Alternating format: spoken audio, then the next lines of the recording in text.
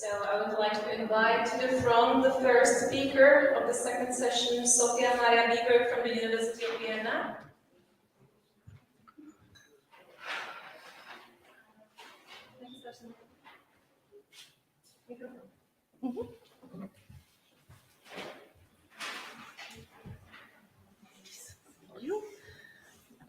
This is for presentation, okay? How to okay, maybe this, okay? Yeah.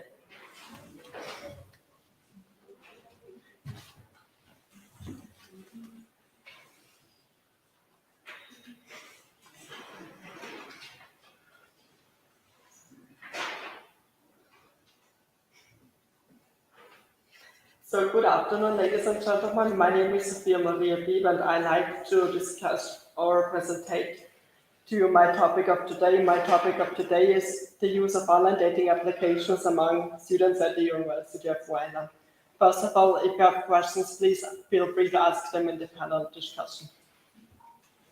So, what's going on? I would say that we're living in a world of social media. We can't live without social media. Maybe one of us has heard about online dating, or someone has used online dating. I'm sure that one of us will also use online dating after my presentation. So my arguments are that that I wanted to figure out how the students of the University of the Vienna University use online dating and what are their experience. Is it positive or is it negative? I also focus on qualitative methods in the research because there is a lack of, when you think about qualitative research in online dating, there is a lack of qualitative methods in research. So my research question was how and why do students use online dating as a means of finding a partner? To answer these questions, I made two methods of the research. First, I made a literary review, what I'm going to present you afterwards, and I made also 6 guided interviews with the students from the Vienna universities from the age of 20 to 29. I only want to say that I haven't interviewed the main university students. I also interviewed some students from the other universities, like the Economics University of the Vienna or the Applied Science University. So, and then I analyzed the interviews with the qualitative context analyst from Philip P. Manning. You already know the qualitative context analyst. So I will come now to the literary research I made. First, I thought, okay, what's the research question? And then I thought, okay, it's media ethnography. I worked with 2 special authors for the media ethnography. One is Julia Dombrovski, she is a Germanist, and she wrote her dissertation about online dating. She wrote at the dissertation, how and why do students from the age of 30 to 35 use online dating. I also worked with the sociologist Eva Illutz, who also wrote about how to find a partner on online dating. My claims of researches are that there is well research by the students groups. That online dating is not well researched by the students groups, but in totally it is well researched, and that there are positive and negatives on sites online dating, not just like Darcy News says, okay, there are negative sides on online dating. I also want to figure out with the research, okay, are there more platforms in online dating as well as no? The conclusions of the interviews was that there are different users of online dating platforms, like, okay, you use online dating platform to find a friendship in the internet, or also to find a sex partner in the internet. There are also different platforms with different functions in the online dating. For example, one interview partner of me, a male interview partner said, okay, he also tried Grindr. He's gay, and he has said, okay, and Grindr you can also announce like many other things, like also your HIV status, yeah. And they also said there is a danger of online dating, like cybercrime. My findings are that there are much more different online dating platforms that one might know. Like there are, for example, 30 to 35 online dating platforms, and online dating is not only used for finding a partner, as I mentioned, online dating is also very used for finding some friendship. There are also different reasons of usage of online dating, for example, to find a friend or to find a sex partner online. And there are different times and different time periods regarding the use of online dating. For example, one interview partner told me, okay, he uses online dating every 20 minutes, and another online dating partner told me, okay, he uses online dating every 2 hours. Yeah. Yeah. And what I wanted to say is also that my findings are also in general spoken, but I also figured out that there are much more likes on online dating for the girls liked as the men. And that was my presentation. Thank you for your attention.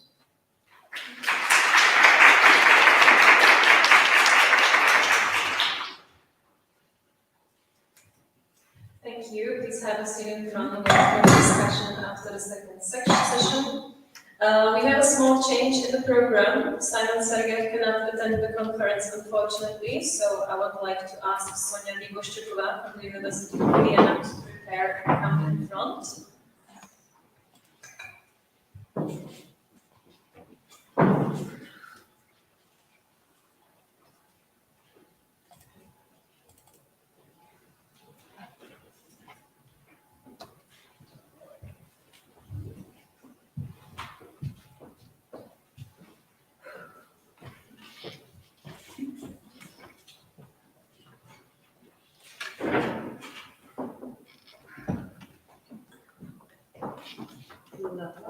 Yeah. So, hello, welcome to my presentation. And the topic I would like to talk about today is the topic of my research article, the thrillers are for relaxation, the comforting effects of vestibular schemas. And to understand where the research context of my findings in my article lies, I worked with popular culture studies, the fields, and the field of genre theory. And here you have listed the three most important scholars that I worked with. And it was the American humanities scholars, George Cavity, and he was very focused on popular culture studies. And he said that popular culture products are best analyzed through formulas and through schemas, and books are absolutely perfect example because they have very schematic plots. They use 32 characters. They have elements and representative aspects on them that define them in specific genres. So books are perfect for this. And he said that book schemas are very recognized by the masses, and they are repeated over generations, over many, many years. So they sort of play a unifying function for society, something that used to be taken by religion, actually. And my second very important scholar was actually Janice Redday. She's an American literary and culture studies scholar, and she did ethnography on reading romance, and she focused on a group of women on kind of like stay-at-home mothers with a very big consumption of romance novels, and she was looking at what kind of things they were looking for in best and most satisfying romance novel experience, and she found that the most satisfying novel for this woman was when there was care and appreciation shown for the heroine. So it was kind of like the kind of care and respect that they lacked in everyday lives they got from reading these romance novels. And it had to be very specifically repeated for exactly this for the romance novel to be satisfying for them. And last but not least, Birgit Schlachter, she's a German literary scholar, and she worked with, she researched seriality in books, and she focused mainly on the Hunger Games series and on Twilight. And she found that big bestsellers with best-selling series like these actually have a genre formatting effect. This means that the books that come after them in this genre will be repeating the same schema, so to say, because they want to repeat the success, which is understandable. So the main argument of my article, of my research, is that bestseller schemas actually have a comforting effect on people. They're associated with fun, with relaxation, with reassurance, with familiarity. And why is this important? This is important because there are actually no ethnographic studies done from the view of readers themselves. Like schemas are often like research in literary studies, mainly like from the story theory or the book structure point of view, but not from the readers themselves. So this was unique with the use of our classic ethnographic methodology, because books and especially bestseller schemas actually have a unifying effect that Cavalti described, which can be very useful for polarized societies. Then it turns out, because bestseller schemas have such a comforting effect, they actually are very useful for confronting people with new or unpleasant information. So basically you just wrap the new information in the familiar and old schema, and it will be way easier for people to accept it. And the last very interesting insight for me was that knowing what to expect from a book is actually more important than any other aspect of it. So the book basically has to make the right kind of promises, and those promises then have to be fulfilled.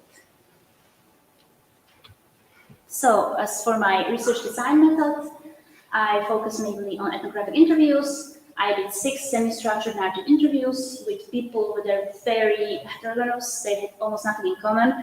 Just the fact that they all identified as passionate readers of bestsellers. And I also did a small online survey on the platform of Tumblr. It was only like an additional complementary thing, but I had like 150 answers. And I used the same questions that I used in the interviews themselves. So it was interesting to see that the results from the survey actually supported the ones I got from the interviews. So what were my findings? My findings were that schemas are recognizable. People actively perceive them. In the interviews, people actually spoke about the schemas before I even asked about them. They're familiar to the masses. They're very widely recognizable. They are expected and they are even desired. There is a sense of disappointment if the schemas aren't there or if the schema isn't fulfilled.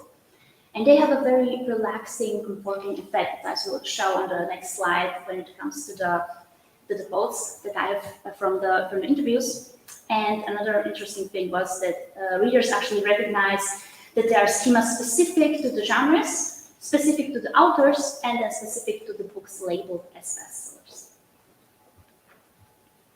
So here, like, this is a selection of prominent quotes from my ethnographic interviews. Like, for example, on the first reader was a 21-year-old student, and she said, and this is where the title of my presentation also comes from, that she always reads thrillers and detective novels when she wants to relax. So when she feels anxious, when she feels stressed out, when she wants to get away from her spinning thoughts, she's going to read thrillers for a schematic use of there's going to be a killer, there's going to be a solution, there is going to be someone researching it.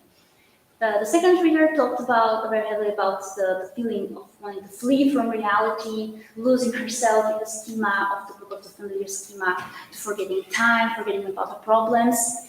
And she also underlined this aspect of the community feel, because she said that when she's reading bestsellers, she kind of feels like she's sharing in the experience with so many other people who also read this book. And the reader 3 actually talked about his favorite authors, so to say, and that these authors actually have schemas that always repeated in the books. It doesn't matter, it doesn't have to be a series, and that he always reads this author in every book that he has, so to say. Doesn't want to try new things. He wants exactly this author with exactly this schema, and this is the relaxation and fun for him. This is what he waits for. He wants to read that book in one night and be done with that. So In conclusion, it can be said that readers are aware of bestseller schemas. They actually enjoy them, they look forward to them, they expect them. That schemas have this comforting effect, meaning that they're relaxing, they're associated with reassurance, with fun, with familiarity. They're repeating themselves in stories over decades. They're very recognizable to the masses. And this gives them a unifying function, which I find very relevant right now when our society is very divided by a lot of controversial opinions and the inability to kind of like come to see the same reality. Bestsellers have this ability to pull readers into them, into the schema, and like make them share the reality again. And that would be all from me. Thank you all for your attention.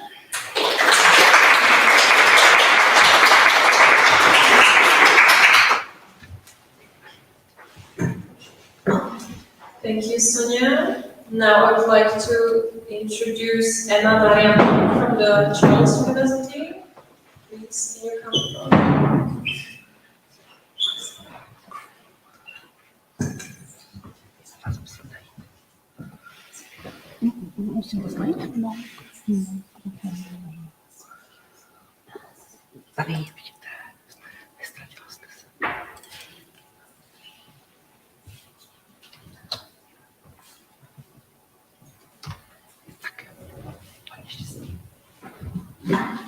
Test. Great. My name's Emma Monk. I'm a first year bachelor student of social anthropology at Charles University. And I would like to talk to you about memories as objects of musealization. Now, the context, it's good to realize that in a traditional museum, we often see a reflection of the current material culture of our society. So we have often many artifacts that we preserve. You could picture either furniture or a painting. Most of us will know. The same can be said about the newer trend of museums of everyday life. But although this is the norm, most of you probably saw a musealized memory before. Very often it's in the form of maybe a war veteran recorded sharing their story as part of an exhibit. This is the kind of thing I would like to focus on in my presentation. And with my case study of the Memory of Nations, who most of you will know more like Naroda, which is an organization that belongs within Postbellum, which for those who would like to know means after war. So this organization mainly removed and went away from physical artifacts. They have many initiatives, but the one I will focus on is their living archive with recordings from witnesses. It's a digital archive. It's publicly available since the year 2008. And anyone can contribute. So there's this huge contrast with this organization that has this fully digital archive, and then you obviously have the traditional museum, which has this aspect of material culture, which is completely missing. Now, this absence of material things has some drawbacks and benefits as well. Now, if you went to the Pamięć Narodu, or Memory of Nations website to look at the archive, you'll see that it's all divided either by years or by topics, and these topics do have subtopics. First appearance, one might assume this is heavily curated. You could see these, important topics that were specifically chosen as relevant, but if you think about it more in detail, you'll realize that this is caused by the setup of the archive itself. As I said, a lot of it are witness recordings, and you can't recreate or digitalize and preserve a memory or a story of someone who's not there to share it with you. So this is the main limitation of this kind of musealization, because we can't, for example, ask someone from the Victorian era to fill in some gaps and share with us. So that's the main kind of drawback.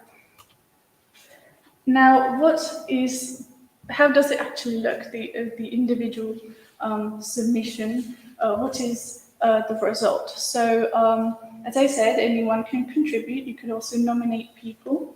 Either you can create the recording yourself, or have someone do it for you, or even on Narada, we have various, as I said, other initiatives.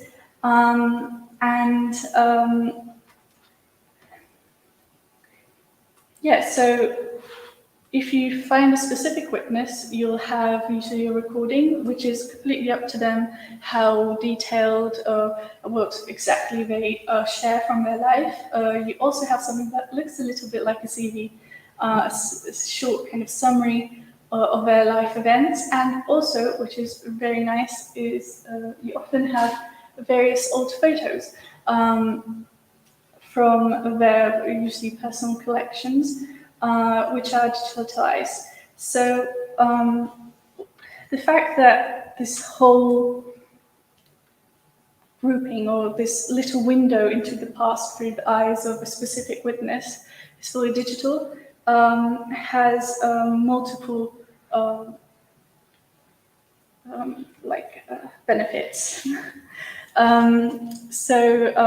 It's accessible. As I said, this archive is fully accessible, free, available online.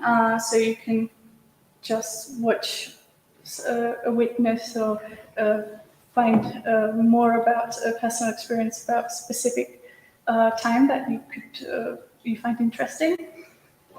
It's also easier to store. There's no need for physical room, or there's minimal need for physical room to store in the physical archive, and therefore it's also more straightforward in preservation, because it's, as I said, fully digital. Also, the witnesses get to keep their photos, so there's no need to physically take away objects. Yeah. Now, another initiative from the Memory of Nations that I would like to talk about is their physical exhibits. As I said, in the traditional museum, you have artifacts, and they usually have this aura of time. You know, they survived usage, and no one can deny that they are authentic. This kind of idea and problem of authenticity is hard to physically recreate when you only have digital materials. So that is one of the big challenges. Here I would like to talk about two exhibitions. One is in Pardubice, that's the picture on the left, where they showcase specific stories of a specific person, and they use augmented reality. It is all very nice. You have an iPad, you scan codes, and through the iPad you look at various photos, videos, talks, whatever you can imagine. They also use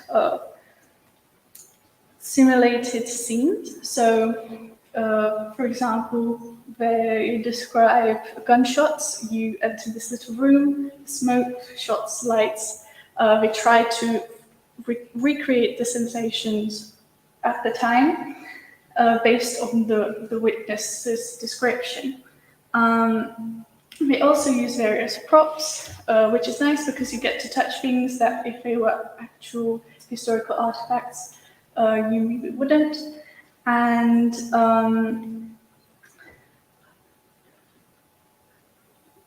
yeah, so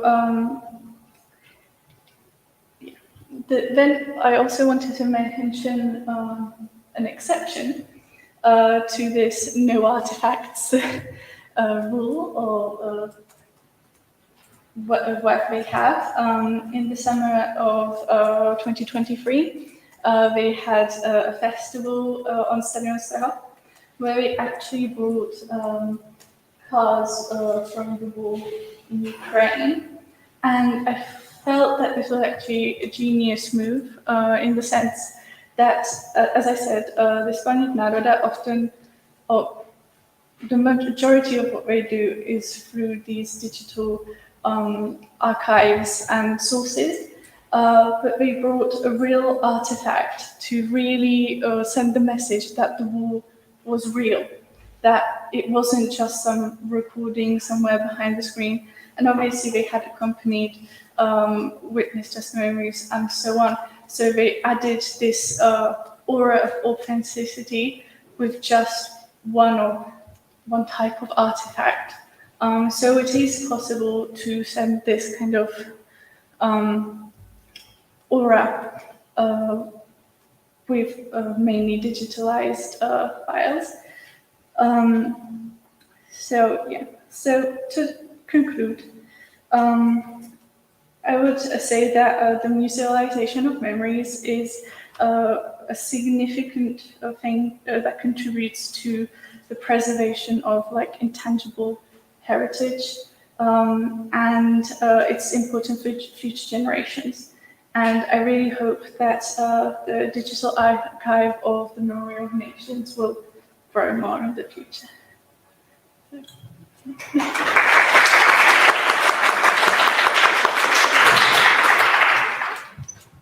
Thank you. So we have the last speaker from the session, second session, Markéta Poláčková from the Masaryk University in Brno.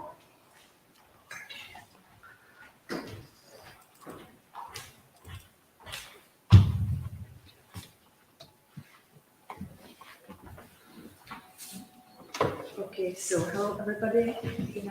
My name is Markéta, and today I'm going to present you just a little bit from my latest study named Organizing Festivals with AI's Help, a study of implementation of AI into festivals management and programming. Really important thing is that actually I'm working on this study with my colleague Zdeněk Richtera from another university, so I just wanted to mention it here. It's something about me. I don't have time for that, I guess. I just wanted to say that I'm based in studying culture and creative industries, and especially in festival industries. And here's my research topic of my PhD thesis, which I should finish next year. So hopefully I will do that. Let's talk about the research, why we actually started to do that, and what we are actually doing. So, well, I already mentioned the focus on the festivals in the Czech Republic. Also, we would like to observe and research the beginning of using AI and LLMs, that's the large language models. I think almost everybody uses that right now, or will use that in the future. So that's why we started that. And also, we wanted to study that because we are teaching, both of us, me and Zdeněk. So it was quite important for us to keep us updated also in this field. Here are the aims and objectives briefly. What we are doing in this study, we analyze the possibilities of implementation of AI-based tools and methods in the organization strategy of festivals, focusing on festivals based in audiovisual segment, music, visual arts, performing arts, etc. Also, we focus on the tools that can largely replace. It's not like the correct word for that, but we are focusing on the tools that can actually somehow help the organizers in quite a big, quite in a big way to work and to do the festivals. So basically, we are focusing on the activities like based in project management, VR management, curating and programming, especially. Also, we are analyzing the motivations of the organizational teams to use such LLMs or artificial intelligence models and methods. And at the very end, we are focusing on evaluation of the use of the models. It's quite interesting, actually, the sustainability of using such models, and also we are analyzing the achievement of the set objectives. Something briefly about the context. We all know that the pandemic COVID-19 hit us hard, and well, it was quite bad.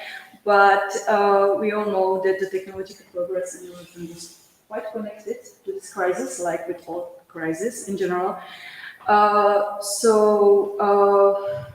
Especially the cultural and creative activities and the cultural activities such as festivals and other things were quite connected with the technological progress. We know all the hybrid festivals, etc. The adaptation to that was quite fast.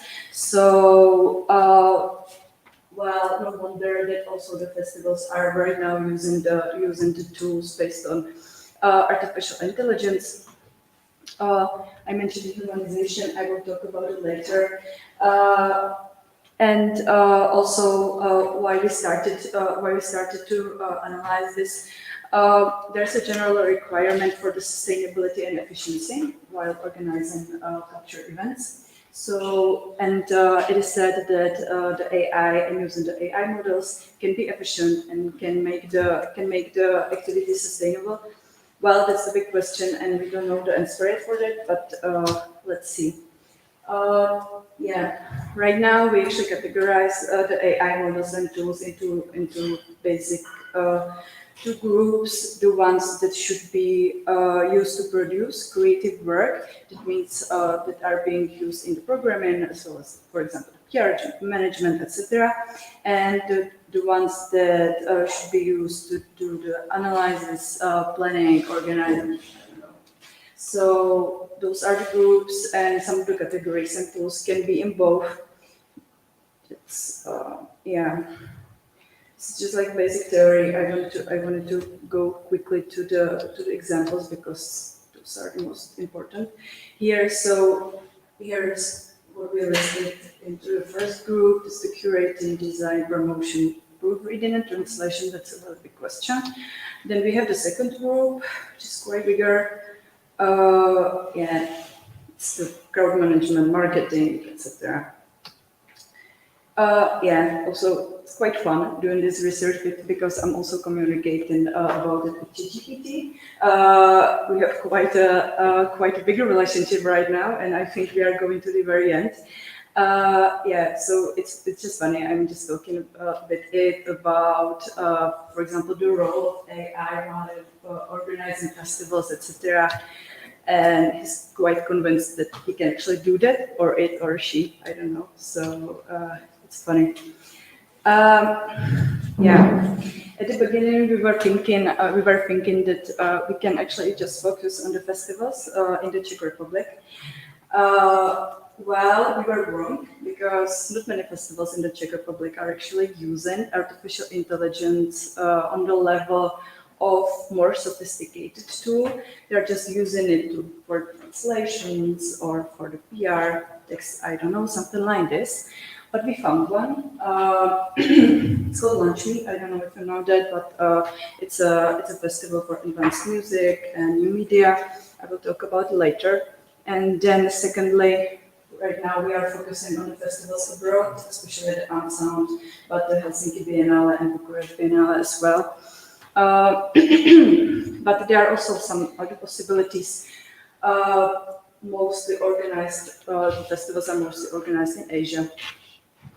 That's the last step we're gonna do to do something more for this study, because there are so many festivals using AI on a really high level in Asia. So let's see. The most important thing is that we are focusing on the festivals that are not traditional, mostly, also in the organizational way. That means that almost all of the festivals we are focusing on are based in this advanced or experimental music, or audiovisual segment, digital games. Yeah, those are the results. Just in 2 points. The festivals or the organizational teams are using the AI models in like really common way, but some of them, listed above, are using them also in a like really sophisticated way. Here's the lunch meet. What is important about it, that before the COVID, they actually started to develop the AI curator or PR manager called Molly. I just wanted to, I don't know if I can do that.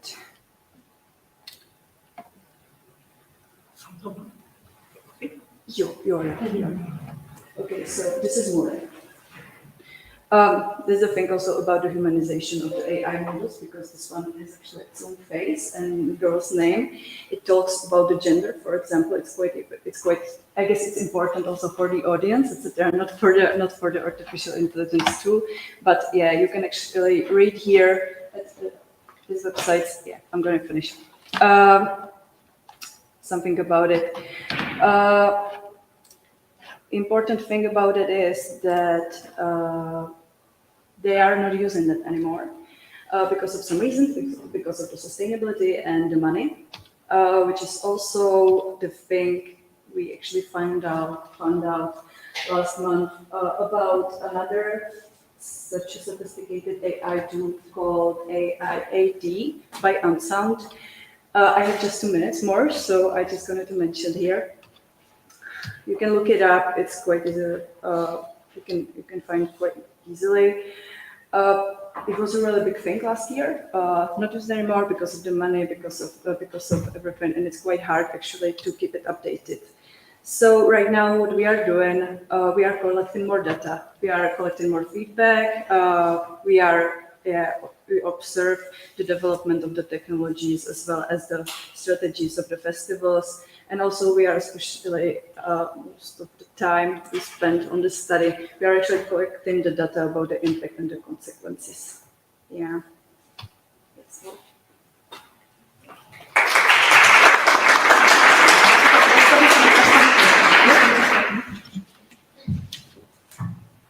Thank you. So now I would like to open the discussion. So if you have any questions, please raise your hand.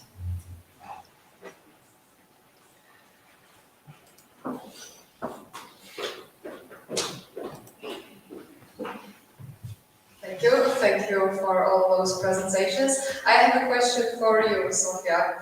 I wanted to ask if you maybe during your research found out that, for example, people who use Tinder tend to use it mostly for sex for one night stand, or people who use Bumble do it because they want a long-term committed relationship. Did you find any differences like that?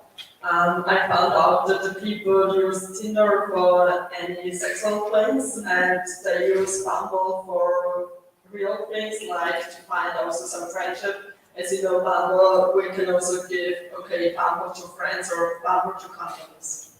Yeah. I hope that was the answer. And the most used online platform what for, I have forgotten to say, is Bumble, Hinge, and Tinder. My favorite.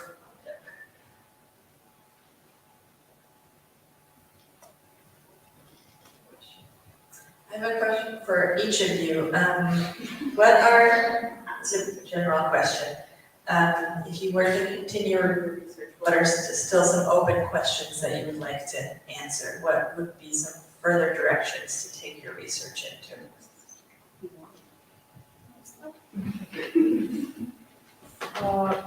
Well, I think that while studying this topic, I think there are still more open questions or not answered questions than answered. So I don't know. I'm quite curious about the predictions, what's going to happen actually, because people tend to use it even more and more every day. So let's see what's going to happen to the culture sector. So yeah, someone wants to. I think with my topic, it would be to look more into the avenue of augmented reality, especially with technology evolving so much, with maybe the use of AI mentioned, and maybe alternative ways to showcase and to showcase digital material. And I think like in the next 10 years there will be completely different options, and in the next 10 years like technology evolves very, very quickly. So I think it will be a very open and evolving topic. Well, for me, I was thinking that it would be interesting to do the research or based on the research on bestsellers that are more actual, that are like going on right now, and the full reactions of them and what people are seeing them and reading them, then what kind of students are developing like really with like genres like corona literature and how it was handled and what kind of students are there right now.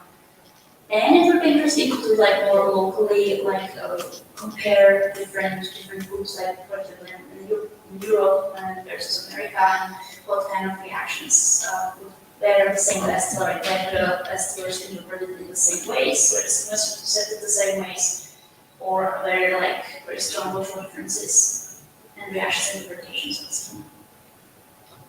For me, it would be very interesting to figure out how online dating works with the AI, or also it would be very interesting to find out how online dating works with computers.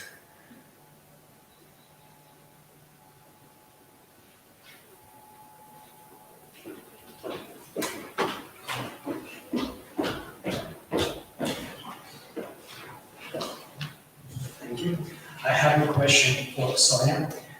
As you said, some of the readers could identify schemas themselves without any question from your side. And my question is, how many percent of your respondents was able to do this? And is there any connection with their education or background?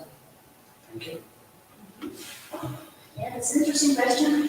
Actually, from the interviews, when people interviewed everyone, so you talk about the best schemas before I started that. It's like seriously, it came up on their own, and it was like, oh, it's not an interview, we can go into that. And it was more different in the survey. There are different reactions to that. Okay, yeah, sure, it has schemas, but some are like more positive, some are more negatively connotated, like it's something we want and it's something we don't want. But it was more difficult with the survey because there were like seriously people answering from all corners of the world, so it was even harder to like see the demographic data than by the interviews. And with the interviews, I was interviewing 2 students and 2 grown-ups in their early 50s and 1 senior, like 70 years old. But the education background, I think it was kind of similar, like they were all like university background and stuff, but everything else was very different. Like 2 were from Austria, 2 were from Slovakia, 2 one was from the Russian, Polish immigrants. So there are many other factors that make them very different. Besides that they were like big readers and they have the same education background. Actually, now that you mentioned it, it's an interesting going back.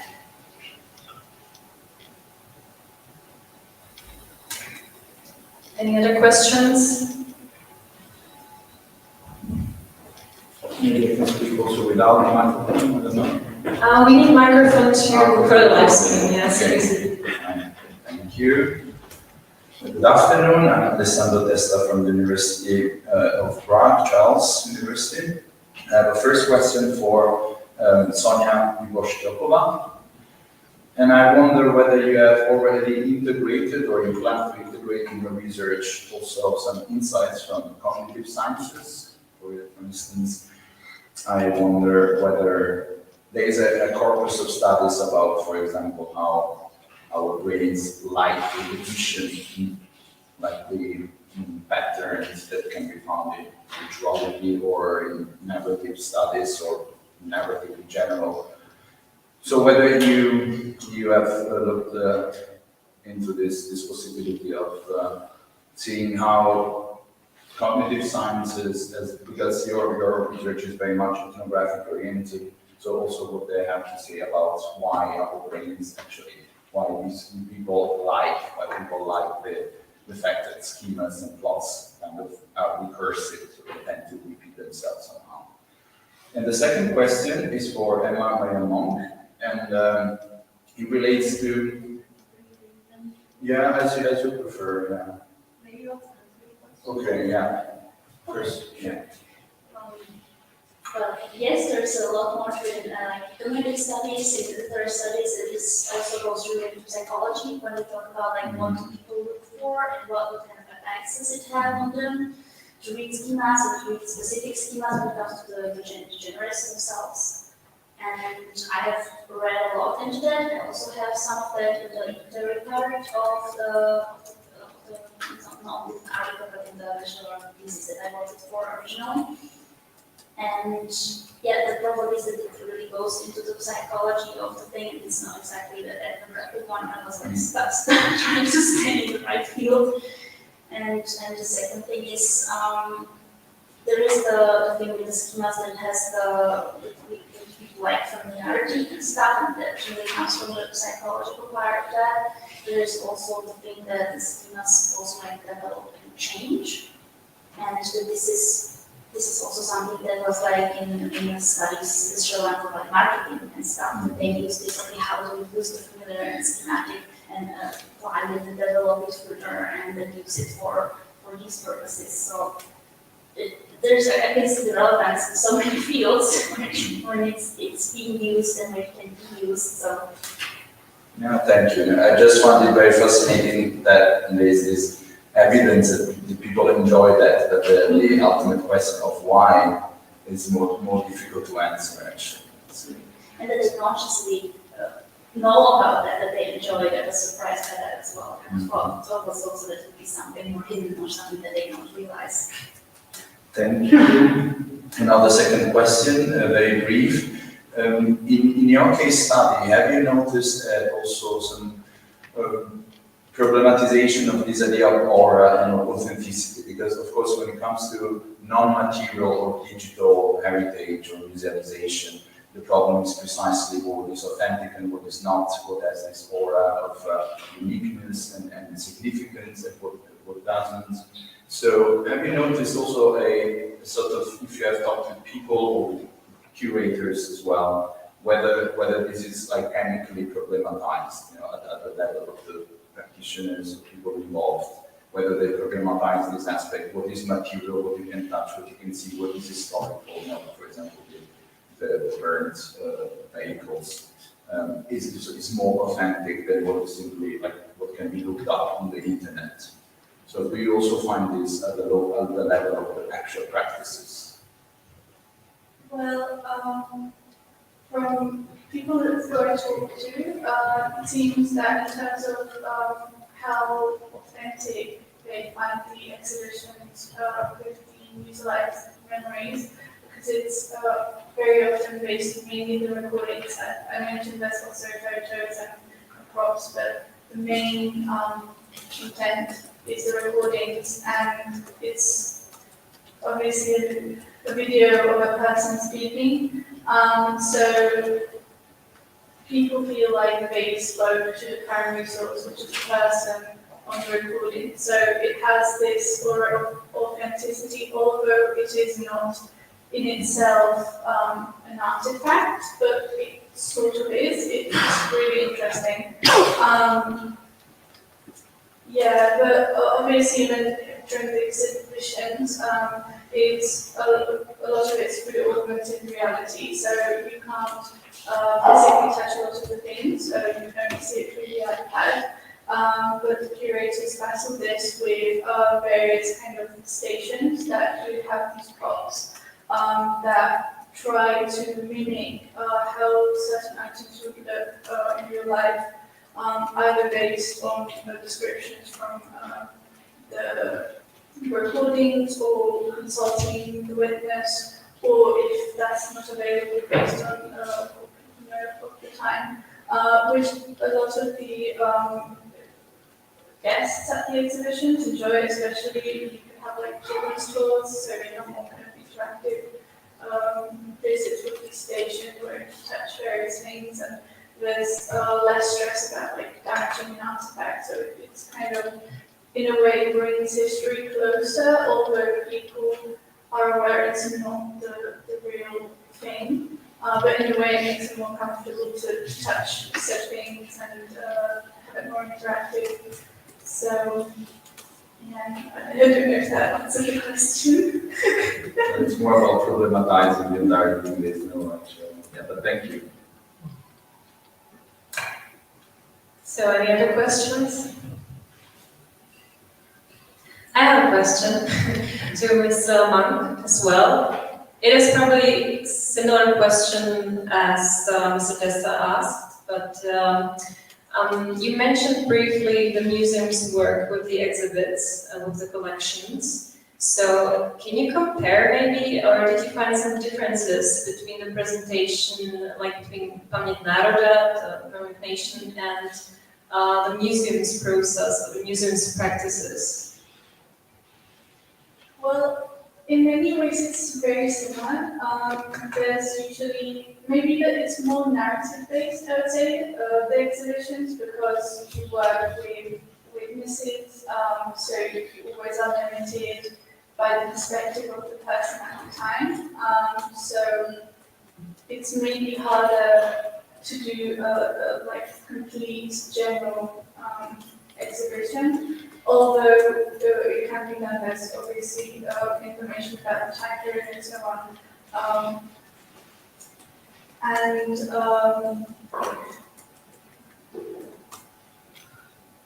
I'm sorry, I just completely forgot the question.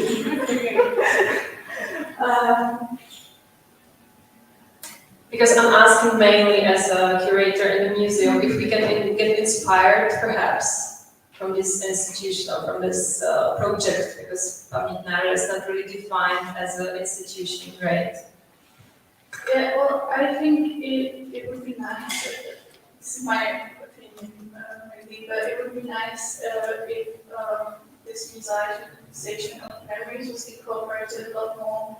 I mean, I think it is in exhibitions. I think it works really well as showcased with the exhibition at steram, with the physical artifacts. I think each brings slightly different kind of feel and information. I think it's nice to have like a point of view, kind of witness testimony to things, but obviously with certain time periods it's not possible to do. So I understand why it's maybe not as kind of widespread as would maybe be enjoyable. Yeah, so I also feel it's nice that certain things can be digitalized that maybe you wouldn't get as an artifact, because people have their photos and the witnesses do like to keep them. They have their own memories, which they are often willing to share. So, but they would maybe not be willing to just give them up to a museum right away. So I think it opens up a lot of things. It also means that if like a tragedy happened and whatever collection, for example, a lost in fire, something like that, if it's digitalized, it's still available. So it's, yeah. But this is, I think, another trend. A lot of museums, I think, try to digitalize a lot of their collections, even with physical artifacts. I noticed certain museums try to take photos and share it online as well. So civil topic. Yeah, it's a legal question also, but I understand. Yeah.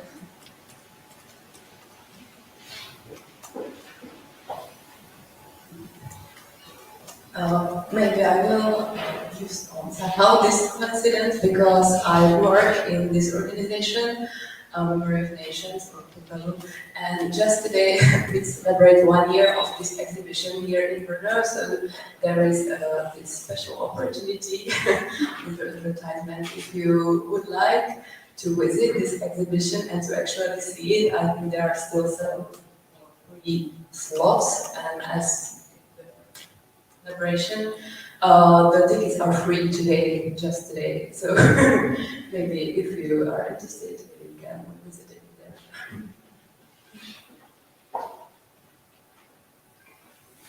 Thank you for the tip. So any other questions? And one more from me. Marketa, I would like to ask you, because new technologies are always connected with a certain utopia, and I think AI is definitely not an exception. My question is, what is your personal opinion? What potential problems, crises this might bring? Of course, this is a common question and very, very current. But I'm just interested in your point of view, if there are any, or if you're optimistic in using AI. Well, I'm somewhere in between, I guess. I'm quite skeptical, but I am in quite positive way. But I think the biggest problems that are creating right now is the problem of authenticity. I mean, like, or if the works are original or not. I mean, I actually see that also while when I'm teaching and when the students are actually submitting me the final papers, etc.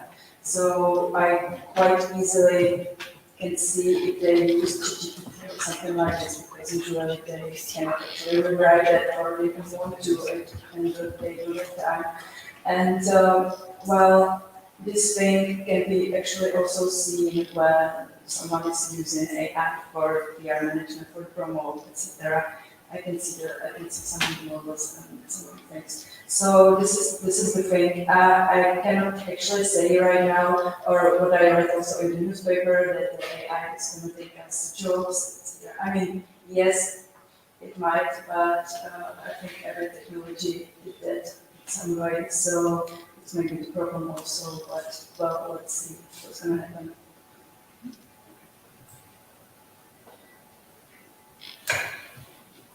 So if there are no other, no question.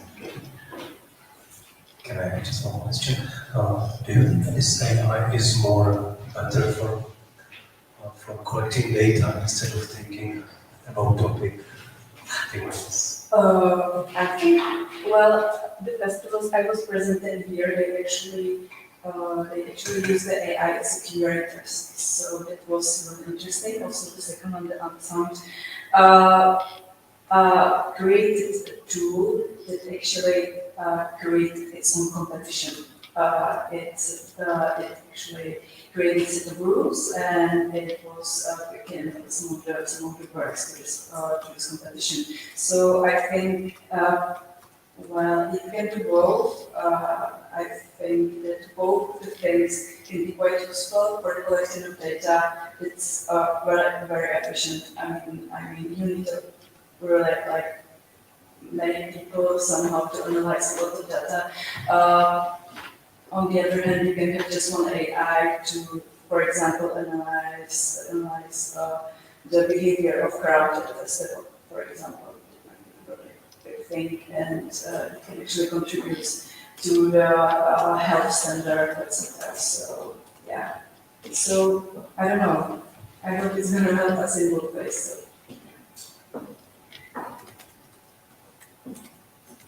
Yeah, so thank you for the discussion. Now we have a break and the 2 guided tours. So please, if you haven't signed up on one of the guided tours we offer, you can still do it at the register desk. And we will see each other at 7 p.m. otherwise for the networking session, aka conference party. So have a nice rest of the day. See you soon.